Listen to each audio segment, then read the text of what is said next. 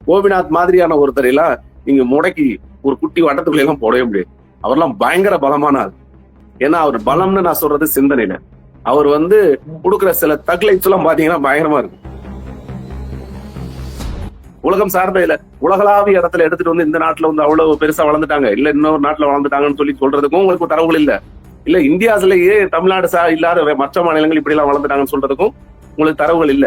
மும்பொலினால success பண்ண ஏதாவது ஒரு நாட்டை காமிக்கலாம்னா சுவிட்சர்லாந்தை தவிர வேற எந்த நாடுமே உலகத்திலயும் இல்ல. ஏன்னா யாருமே எந்த காரணம் எந்த கட்சியும் கோடிட்டு காட்டக்கூடாது அப்படிங்கறத தெளிவாக சொல்லியிருக்காங்க.